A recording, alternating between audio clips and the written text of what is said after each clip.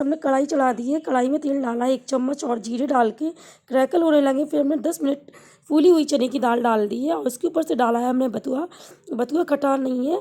और जब ये नरम हो जाए बथुआ तो धनिया, हल्दी, मिर्ची, नमक डालकर अपने स्वाद के अकॉर्डिंग और इसको फ्राई करेंगे। ऊपर से डालेंगे बेसन 1 कटोरी और इसको अच्छे से अलट पलट के इसको ढक के रख देंगे। जब ये अच्छे से सॉफ्ट हो जाए तो इसको गूँथ लेंगे हाथ से, मुट्ठी से, मतलब करते हुए, हथेलियों से सॉफ्ट करते हुए और छोटे छोटे आकार में बॉल्स बना लेंगे। अब स्टैंड में ऑयल डालकर और एक एक बॉल्स डाल के अलट पलट तक इसको कुरकुरे होने तक सेक लेंगे। और लीजिए तैयार है हमारा नया प्रकार का नाश्ता। वीडियो अच्छी लगी हो तो लाइक कीजिए।